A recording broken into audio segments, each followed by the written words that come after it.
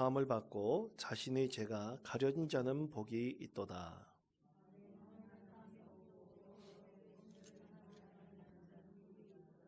내가 입을 열지 아니할 때에 종일 신음함으로 내 뼈가 쇠하였도다.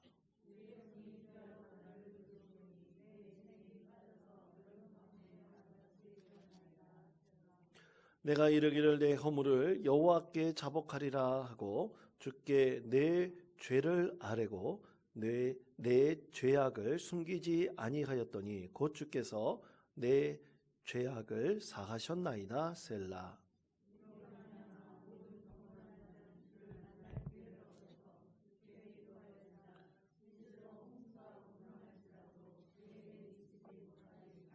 주는 나의 은신처이오니 환난에서 나를 보호하시고 구원의 노래로 나를 두르시리이다. 셀라.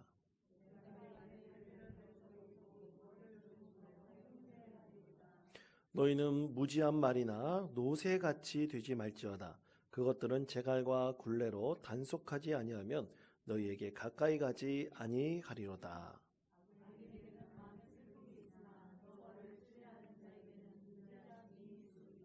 11절 우리 다 같이 읽겠습니다. 너희 의인들아 여호와를 기뻐하며 즐거워할지어다. 마음이 정직한 너희들아 다 즐거이 외칠지어다. 아멘. 여러분 이런 말이 있죠. 죄는 미워하되 사람은 미워하지 말라. 누가 한 말인 것 같습니까? 여러분 제가 한 말은 아닙니다. 누가 한 말입니까? 참 많은 사람들이 얘기를 했더라고요. 찾아보니까 성 어거스틴이 이제 그가 죄에 대해서 고백을 할 때 죄를 미워하되 사람은 미워하지 말라라는 말을 비슷한 말을 했고요.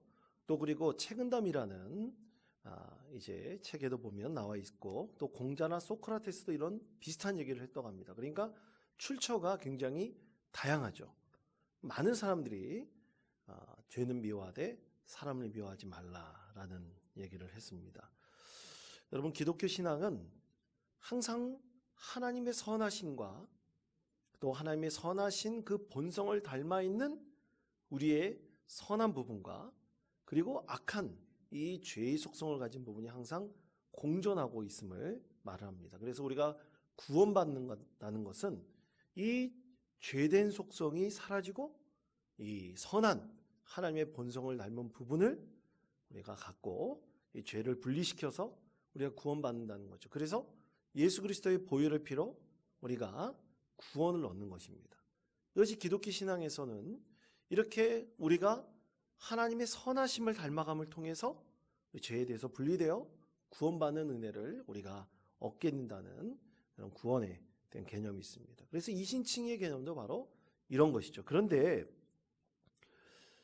초대교회 이 가톨릭 신앙에서는 그 이후로 초대교회 이후로 연옥이라는 개념이 생겼죠. 그래서 사람이 죽으면 자기가 구원받기 위해서 완전히 내가 아직 죄된 모든 부분들을 다 해소하지 못했기 때문에 그 연옥에 들어가서 그의 모든 죄에 대한 보석을 다 감당하고 그것도 성인들의 공로가 있어야지 구원을 받을 수 있는데 그 공로로 다 보석을 하여 나중에 내가 구원을 받는다. 천국에 들어간다라는 것이 연옥에 대한 개념이지 않습니까? 그런데 우리 개신교에서는 절대로 그것을 인정하거나 받아들이지 않습니다. 왜냐하면 우리 구원은 무엇의 은혜로 가는 것입니까? 하나님의 은혜로 가는 것입니다. 예수 그리스도의 보혈의 피를 믿는 구원의 은혜로 가는 것이지 우리가 어떤 연옥에 들어가서 그것에서 모두 다 죄에 대해서 다 보석을 하고 성인들의 공로로 가는 것이 절대 아니죠.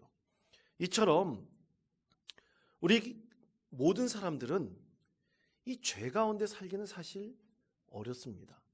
불가능합니다. 아무리 악한 자라 할지라도 그 양심의 끝자락이 분명히 있기 때문이죠. 그래서 사람은 죄의 짐을 지고 사실 이 세상에 살아가는 것은 굉장히 어렵습니다. 그래서 죄는 미워하되 사람을 미워하지 말라는 것은 기독교 신앙의 아주 중요한 용서와 사랑의 핵심에 대해서 말하고 있는 것이다 할 수 있습니다.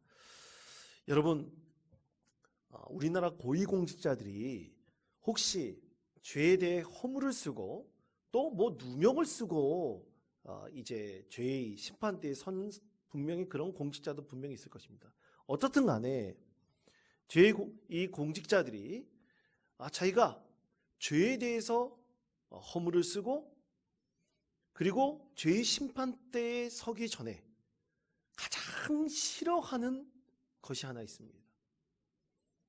나중에 무죄로 판결나서 그 죄가 벗어날 수 있지만 이 고위공직자들이 그 과정에서 가장 싫어하는 것이 있어요.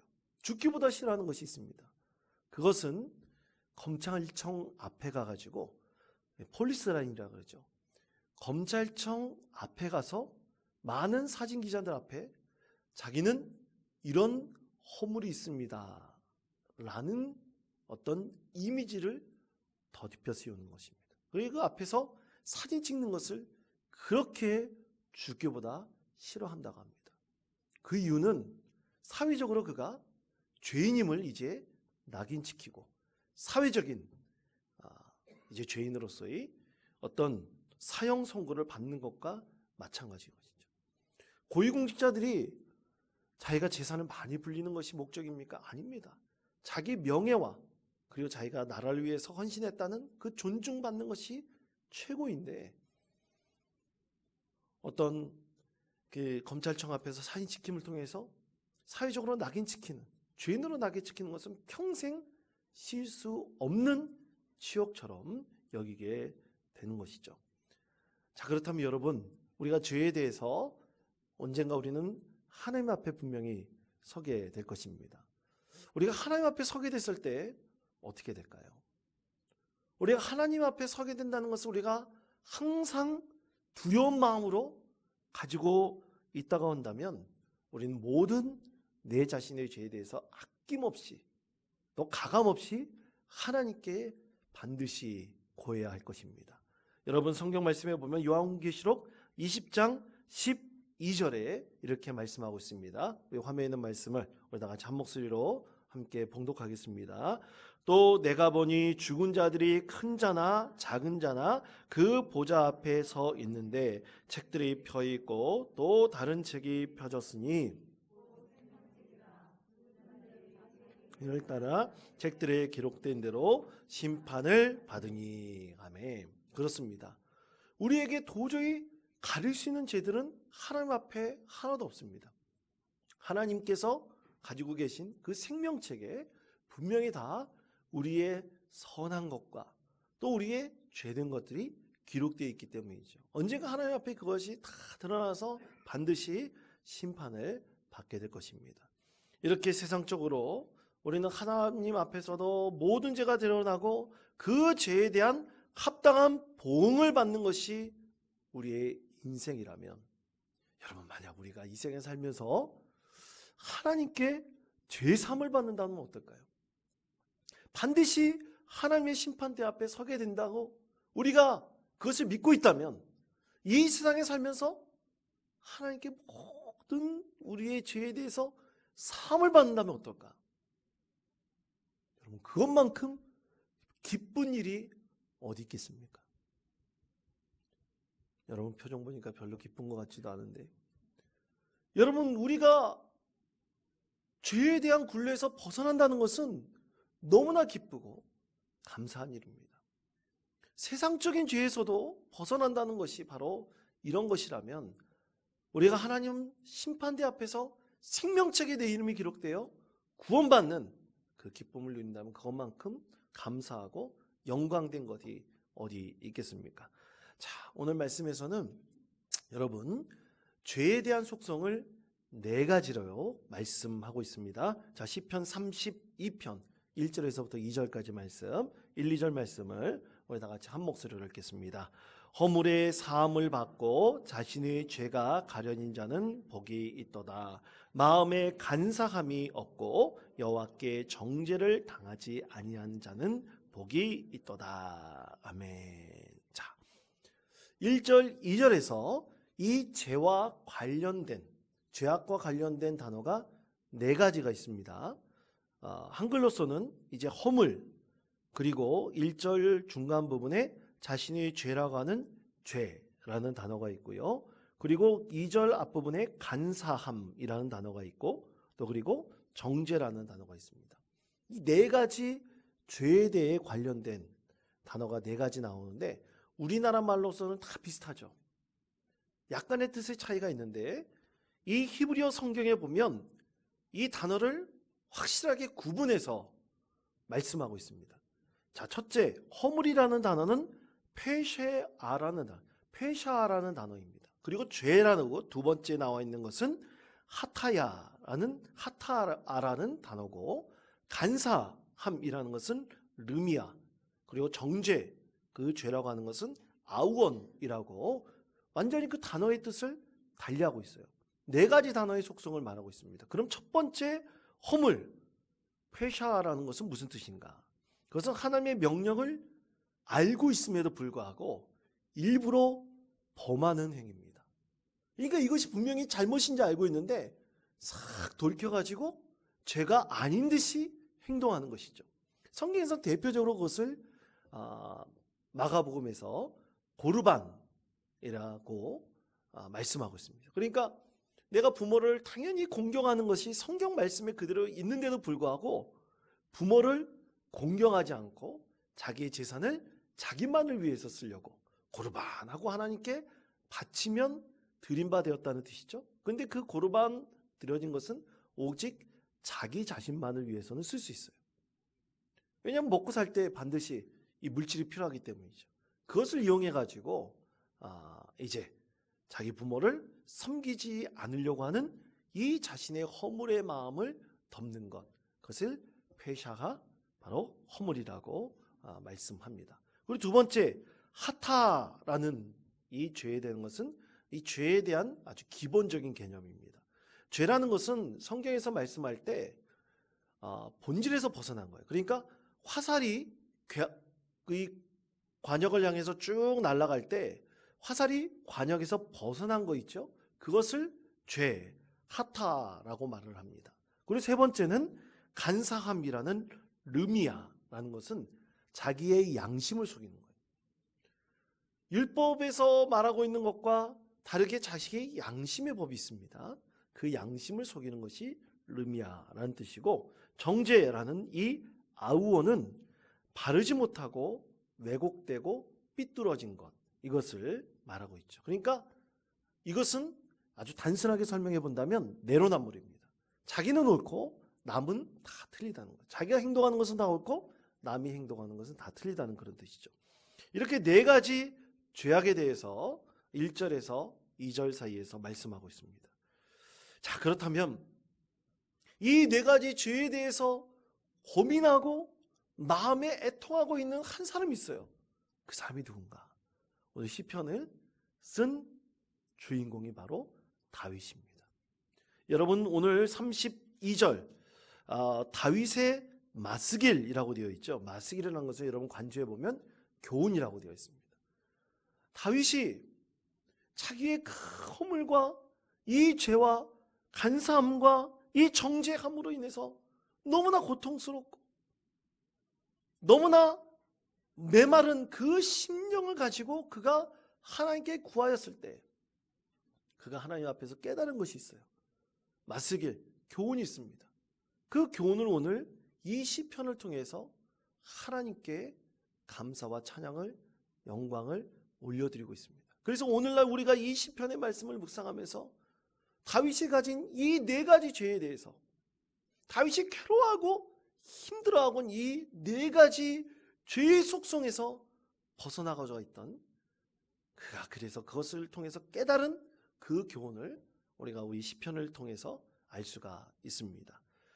자, 시편 150편 중에서 이 참회 시라고 자기의 죄를 고하는 시라고 알려진 시가 한 7개 있는데 그 중에서 32편, 오늘 이 말씀과 51편의 그 성경 말씀은 똑같은 사건을 배경으로 하고 있습니다. 여러분, 그 배경의 사건이 뭘까요? 아마 여러분 눈치채신 분도 계시겠지만 그것은 바로 다윗이 바세바와 불륜을 저지른 사건을 말씀하고 있습니다. 불륜을 저지른 것만 끝난 것이 아닙니다. 누구를 죽였습니까? 바세바의 남편 우리아를 다른 사람의 손을 통해서 살인하는 죄를 짓게 되었죠.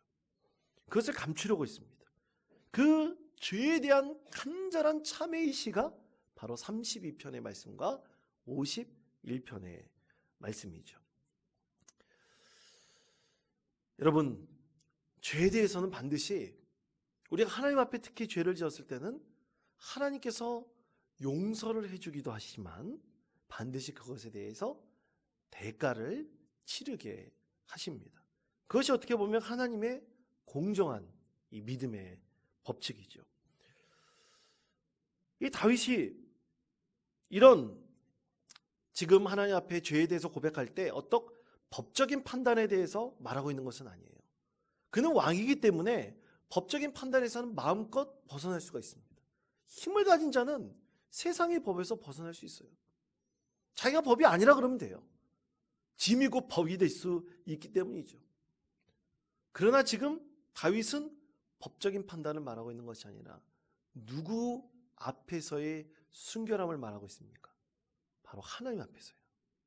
하나님 앞에서 저는 이 네 가지 죄 가운데 있어서 괴로워하고 안타까워하고 그리고 그가 하나님 앞에 이 허물로 인해서 사함을 얻지 못할까 하는 간절하고 안타까운 두려운 마음을 가지고 있습니다. 자, 다윗은 그가 범한 이 밧세바와의 불륜으로 인해서 그곳으로 더 나가서 우리아를 다른 이의 손에 의해서 살인한 그 죄로 인해서 그는 그것을 가릴 수 있다고 생각했지만 결코 가릴 수가 없게 되었죠. 하나님 앞에 그 죄가 완전히 드러나게 되었습니다. 그리고 드러나게 되었을 때 그는 죽을 때까지 아마 우리아를 죽인 것과 그리고 불륜한 이것에 대해서 그 죄의 굴레를 완전히 벗어날 수 없을 것이다. 그는 아마 마음속으로 깊이 생각하고 있을 것입니다. 하나님께서 그를 분명히 용서해 주신다는 확신은 있었지만 그 갖고 있는 책임, 이 굴레에서는 결코 벗어날 수 없을 것이다. 오늘 우리가 이 32편의 말씀을 묵상하며 묵상할수록 이 다윗의 간절한 그 마음을 우리가 알 수가 있습니다. 여러분, 그런데 하나님 앞에 이 허물의 사함을 얻고 죄가 가려진 자는 얼마나 복될까? 다윗은 그것에 대해서 이렇게 고백하고 있습니다. 자, 그래서 시편 32편 3절의 말씀 한번 보시기 바랍니다. 32편 3절의 말씀 보시기 바랍니다. 30편 3절의 말씀 다 같이 한 목소리 읽겠습니다. 내가 입을 열지 아니할 때에 종일 신음함으로 내 뼈가 쇠하였도다. 아멘. 다윗은 1절과 2절 말씀에서 야, 그렇게 허물의 사함을 받은 사람이 가려진 자가 얼마나 복될까? 근데 나는 지금 어떻게 하고 있어요? 끙끙 앓고 있다. 내 뼈가 쇠하여질 정도로 나는 끙끙 앓고 있다고 하나님 앞에 고백하고 있습니다. 여러분, 사실 이런 믿음의 사람이 참 좋은 믿음의 사람입니다. 여러분, 아예 이렇게 하나님 앞에 고백하면서 죄를 고할 생각도 안 하는 자들도 있습니다. 자기가 세상에서 그 죄만 드러나지 않으면 모든 것이 감쪽 같다고 생각하는 사람이 있어요. 그래서 다윗은 왕이지만 하나님 앞에 그 허물이 사함을 받고 죄가 가려지기를 간절히 구하면서 하나님 앞에 뼈가 쇠하여질 정도로 하나님 앞에 늘 자신을 내어놓고 고백하는 참으로 순결하고 순전한 믿음의 사람이었음을 우리가 잘 알 수 있습니다. 그래서 성 어거스틴은요, 이 32편의 시편의 말씀을 어거스틴이 죽기 전에 와병하고 있을 때, 병상에 누워 있을 때 항상 그 침상에 이 시편의 말씀을 써놓고 그 시편의 말씀을 항상 묵상했다고 합니다. 내가 죽을 때까지, 내가 하나님 품에 올라갈 때까지 하나님, 나의 허물이 있다면 이 허물을 용서해 주시고 가리고 사여달라고 그렇게 하나님께 간절히 기도했다고 합니다. 사랑하는 성도 여러분, 성 어거스틴과 같은 사람도 그렇게 하나님 앞에 죄의 사함을 간절히 구하는데 여러분 우리는 어떻겠습니까? 우리도 하나님 앞에 늘 간절히 내 마음에 그 허물이 있다면 그 허물이 찌꺼기까지 다 하나님 앞에 구하며 그것에 용서함을 구할 수 있는 우리 믿음의 성도 되시기를 바랍니다. 그래서 다윗은 두 가지 말쓰길, 두 가지 교훈을 얻었습니다. 첫째, 그것은 모든 경건한 자를 주를 만날 기회를 얻어서 주께 기도할지라 라는 말씀 속에 담겨져 있습니다. 자, 시편 32편 6절의 말씀 다 같이 한 목소리로 읽겠습니다.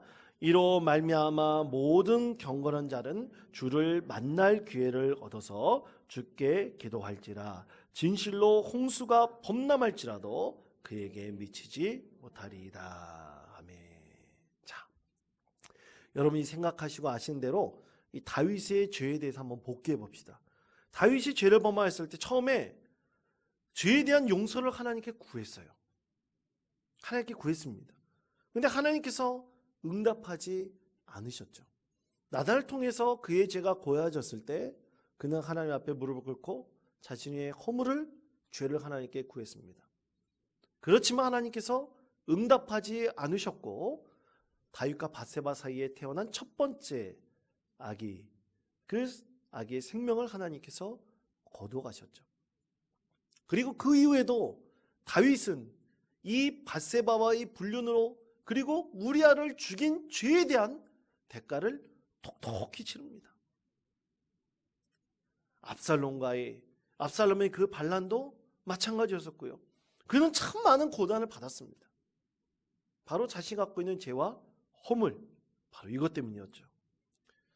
그렇지만 그는 하나님께 온전히 오늘 3절에서 말하고 있듯이 종일 신음함으로 내 뼈가 새하얘질 정도로 하나님께 기도하고 또 기도하여서 주님을 만나고 주님께 기도하면서 그의 죄를 고하였습니다.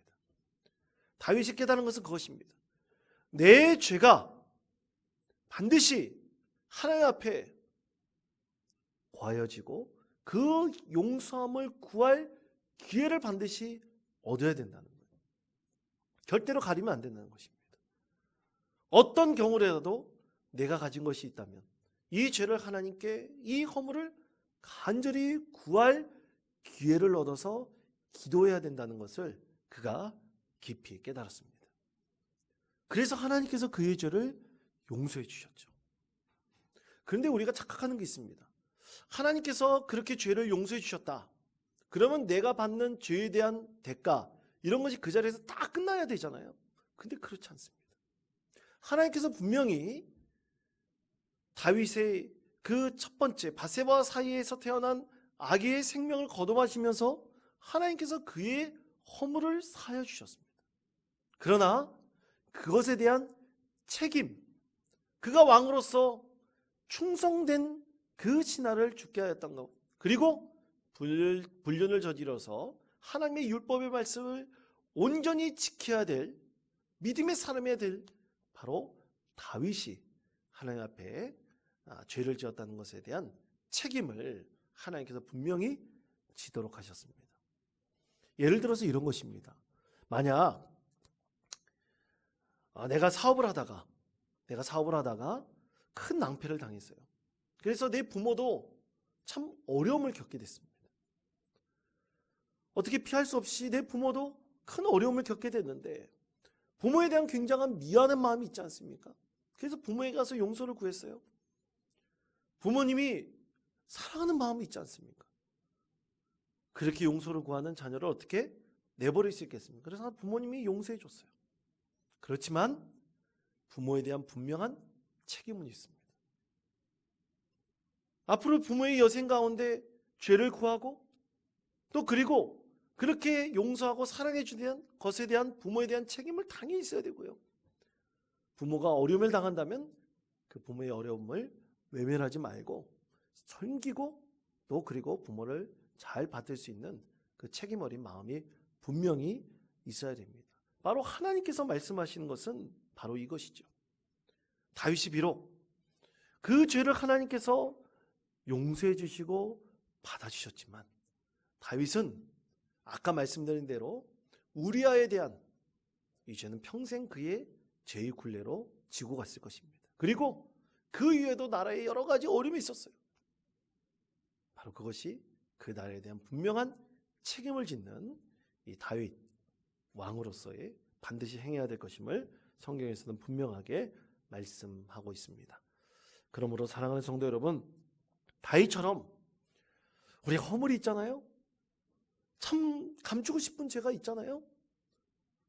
그럴 때 우리가 하나님 앞에 온전히 거하여서 하나님을 만날 기회를 달라고, 하나님을 영적으로 만날 기회를 달라고, 내 마음만 그냥 하나님께 내어놓는 것이 아니라 기도 가운데 하나님께서 그 용서하시는 그 은혜를 반드시 하나님의 만남을 통해서 얻게 달라고 간절히 기도해야 됩니다.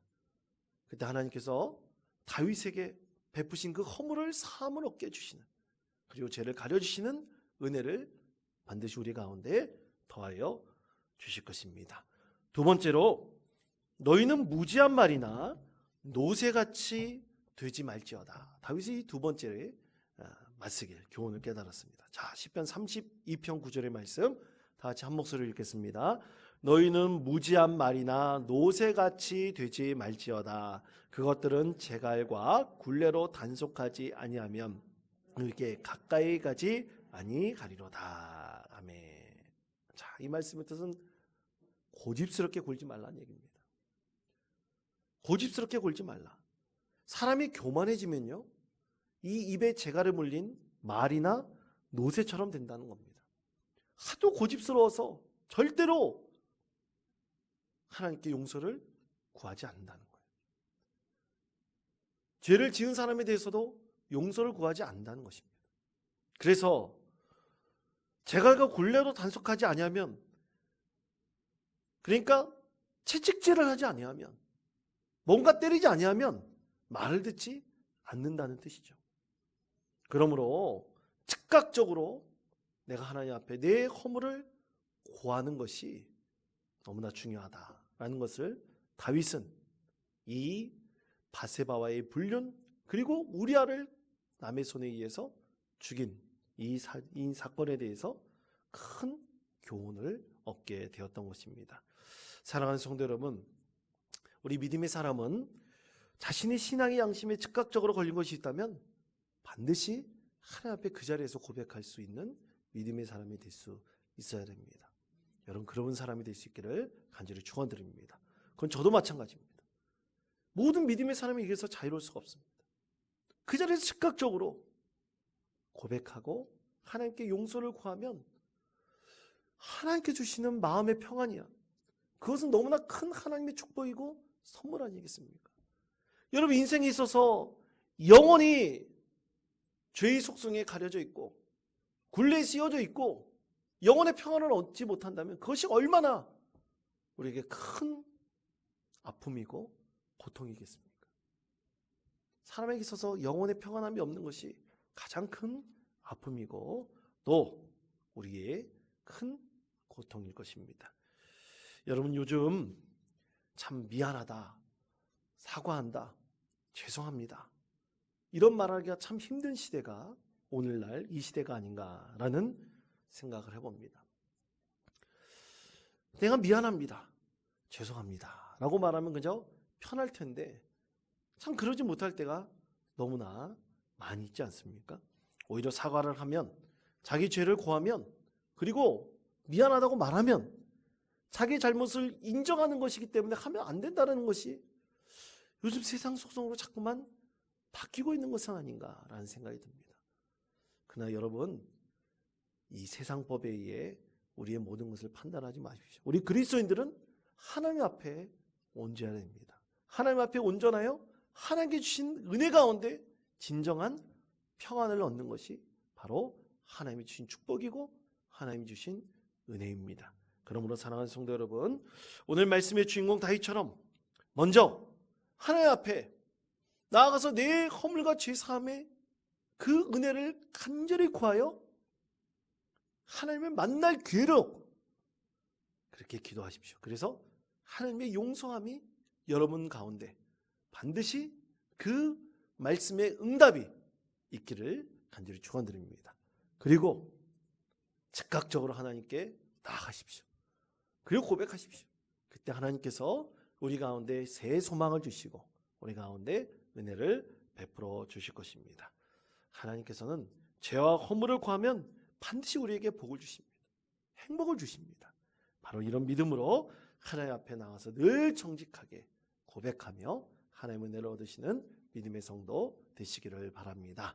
A.W. 목사는 이런 말을 남겼습니다. 자, 우리 화면에 있는 말씀을 한 목소리로 읽겠습니다.